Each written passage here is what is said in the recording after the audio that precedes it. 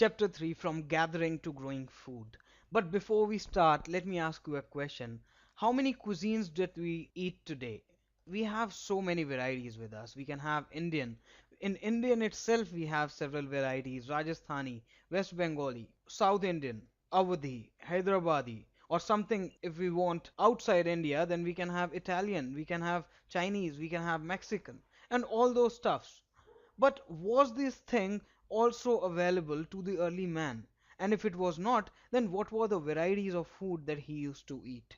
We know that different varieties of food require different climatic conditions. For example, what rice require is not required by wheat and barley. They both require different kind of water, and that explains the reason why rice is grown in some areas and wheat and barley or any other kind of variety like millets or jowar or ragi, they grow in different climatic conditions. And the same goes for the animals. Sheep or goats can survive on mountainous areas or hilly areas, but the cattle cannot. It is very difficult for a cattle to survive in such areas. Hence, the variety of food eaten by the early man was dependent on where he was living, whether he was on a mountainous track or whether he was living nearby plains or somewhere else, as he was a hunter gatherer and had to search for food wherever he finds it. But as the time was changing and the Paleolithic era was moving out and the Mesolithic was rising, the beginning of farming and herding also started. We all know that the climate was getting warm when the Mesolithic age was coming. It was getting warmer and warmer as the cold climate was getting diminished. And this led to increased growth of plants and animals, and as well as it led to the flourishment of the early man itself. The early man must have observed how the plants grow and how the seeds come off the stalks and they grow further, and it leads to another plant. And this must have led him to take care of such kind of plants, and this led further to go from a hunter-gatherer's life to a settled life now. And hence they came in the category of farmers. That is, they were protecting their plants now, they were protecting them from the birds, they were protecting them from the animals, and it led to a settled life for the early man, which comes into the Mesolithic period, which was the starting of the Mesolithic period, that we have found such kind of traces. And apart from plants, it also led to taming of animals. He also started taming the animals what he desired they were safe for them: pig, sheep, goat, cattle, horses, and such kind of animals which were really gentle to the early man. They started attracting those animals by giving them food nearby their houses. Often these people used to protect these animals, the domesticated, the pet animals, from the other wild animals, and hence they became the herders. And this led to a further settled life, as they cannot move anywhere else, as they were growing plants, as they were going for the pet animals. It was very difficult for them to now live a life of a hunter gatherer again, and hence it started with a settled life. Now let's improve your vocabulary a little. After having a settled life, the early men also started for domestication, where the domestication is a process in which the people grow plants and look after animals. That is, they start caring for the animals, they start caring for the plants. Very often, the plants and the animals that are tended by the people become different from wild plants and the animals. This is because people select plants and animals for domestication. It simply means that whatever plant or the animal that they have chosen to rear, they become different from the original variety of the plant, that is the mother plant. And that happens because they usually select the plant or the animal for special purposes. For example, they select those animals which are relatively gentle in behavior, and similarly they select those plants which are not prone to diseases, which are really large in the grain size, which they have high yielding variety of the seed. The stalks are very strong in the nature and also are capable of bearing weight of the right grain. These are the reasons which tend to make the original plant get changed to a new plant of the domestic variety. That means the original will be called as the wild variety, and the new one which has been domesticated will be called as the domestic or the pet variety. Now, by domestication, as we got to know that the early man started domestication of plants and animals, let us know what were the first animals to be domesticated. And the archaeologists suggest that the sheep and goat are the earliest to be domesticated. We have got the evidences. And similarly, in case of plants, it was wheat and barley which are suggested to be the first plants that were domesticated. Though the first animal to be domesticated, particularly, is suggested to be a wild ancestor of the dog. That's considered to be the first animal being tamed, but as far as on a pluralistic basis, sheep and goat are considered to be the earliest animals domesticated. Though after that, pig, sheep, goat, cattle, all these got included. Well, here we have an example of a pig teeth, in which this is a wild variety of teeth where we can easily look that it is large in size. The variety is quite bigger than the regular domesticated teeth, where this is the domesticated teeth. That certainly the behavior of the original thing got changed from this to this. This is what happened when we select the domesticated variety. They tend to change, they become different. Now let's see what happened when the domestication came in the life of the early human. They started living a new way of life, and that happened because of lots of reason. And the majority of that was, as he started growing plant, hence he cannot go anywhere else, as he has to water them, as he has to take care of the weed, he has to look for the safety of the plants. So certainly, as plants do not grow in just a day, they takes weeks, they takes months, and even they takes year. For this particular reason, they had to stay back to that particular area and hence have to care for them, and which led to a settled life of the early human. This was the beginning of the settlement of the life. Now let's see, when the grain used to grow, what the early man used to do.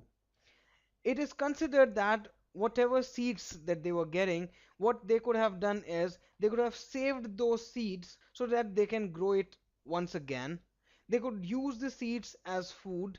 They also might have used those particular seeds, the grain, as gifts. They could have gifted it to their family members, they could have gifted it to the other people of the tribe, and also they could have stored the seed for some futuristic thing, that they can store these things for the non-seasonal activity or the non-seasonal time when the seed was required. And it's also being found that nearby the sites such kind of pots were also found where burnt seeds are also being found. So it is suggested that the seeds may have got burned, or it was purposefully was burned by the early human. Well, this was about the plant. Now let's see how the animals used to get stored. Well, as far as animals are concerned, they need not get stored in a normal way that how the plants get stored. They simply require care and proper nourishment, and they get natural multiplication. And then as the population of the animals grow, they can be easily used for milk or meat production. Now let's see the finding out about the first farmers and the herders. Now this is the map of India and the nearby areas where the early human might have lived in the Neolithic era. We have lots of places in India that we find. Now let's see them first. We have found in the Mehergarh area of the present day Pakistan. Now here is the Mehergarh. This is the Pakistan Afghanistan border as of now, and the nearby area, this is called as Bolan Pass. It's a place where people can move around from this place and they can enter into the Afghanistan area, and it's a way to go to Iran as of now. Now nearby Mehergarh, wheat, barley, sheep, goat and cattle are the regular things that the archaeologists have found. So they do suggest they were of Neolithic age. Similarly, in Koldi Hawa in present day Uttar Pradesh. This is Koldi Hawa. It's below the Yamuna River and nearby this Son Betwa area. Now, this Koldi Hawa area is what the archaeologists suggest are the places where the early men lived in the Neolithic period, where we have found the rice and the fragmentary animal bones. They were broken parts of bones. It is a place found in Uttar Pradesh. Similarly, Mahagarh is a place where we have found rice and cattle. Now Mahagar is just nearby to Col de Hava, again in the same belt of Madhya Pradesh. Here we have also found certain clay things where the hoof marks of kettles are found. Similarly, in the wheat and lentil is something that we have found in the Kashmir area. In Burzahom and Gufkral area of Kashmir, the archaeologists have found wheat and lentil. Similarly, wheat, lentil, dog, kettle, sheep, goat, and buffalo are the things that we have found in Burzahom. It suggests that the people of Kashmir, they were using lentils. It's a particular thing that we haven't found anywhere else. So lentil is a thing that we have found in Kashmir, and this is Burzahom and nearby site Gufkral. So this is what the people of Neolithic sites of these area must be using. Similarly, Shirand in Bihar, which is nearby the UP border, where here we have found wheat, the green gram, barley, buffalo, and ox. It is again a very uncommon thing that we have found here. It is in Shirand. This is the particular place. Here it is also exists in the present day. Similarly, Halur and Payampalli in the southern India, Halur in Andhra Pradesh and Payampalli again in Andhra Pradesh are the places where we have found unique thing millet and black gram, and also cattle, sheep, goat, and pig, which were quite common all over India. And here is the place Halur and Payampalli. It's nearby the southern areas. This is what being suggested by the archaeologists, that they have found these sites where they have found the grain and the bones. Now this suggests that by this time the early man has started using the grain, and they also started the domestication of animals. This is a nice thing that we didn't find in the Paleolithic period. Now let's see how the settled life began and what were the common features that archaeologists have found while searching for the settled life. In the Burzahom area of the Kashmir, the archaeologists have found the home which were in shape of underground pits. That is, this is the ground, and they have made stairs. They move inside the stairs under the ground, and then they make the homes inside under the earth. This is what the shapes of Burzahom the archaeologists have found. So it was a common thing that, and it was a good thing also, because Burzahom is a cold area. It's in present day Kashmir. We can totally understand how cold this area would have been in those days also. So they have created such pits. So in case of bad season, they can go inside, they can go under the pits, and then they can move outside whenever the season is good. And also in those pits they have found the kitchen hearth inside as well as outside of the ground. So it's a seasonal thing that they could have used in those areas. Now let's see the Neolithic and Paleolithic things, how they were different, and especially we are talking about the stone things. In the Neolithic and Paleolithic things, the stones were made in different fashion. For example, in Paleolithic era, the stones were quite rough. They had rough edges. But in case of Neolithic thing, they were really polished. You can see in this photograph, and similarly here we have a stone that you can be used to cut something. Here we have a stone which has sharp edges. In the Paleolithic period, the stones were really rough and they did not have any kind of sharp edges. Here is another example for the same thing. So we can simply say the Neolithic tools were polished in nature. They were very purpose specific and they had sharp and cutting edges. In those sites we have also found pots. The pots were used to cook food. Now this also suggests that by this time the early man has started making pots. Now the craft was also there.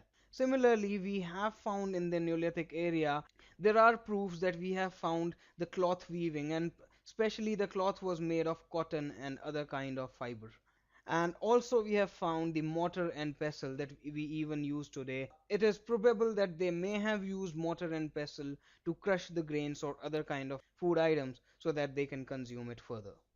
Well, we'll be discussing about the customs and practices of the Neolithic era period in the upcoming video. Till then, have a good day ahead. Bye bye. Take care.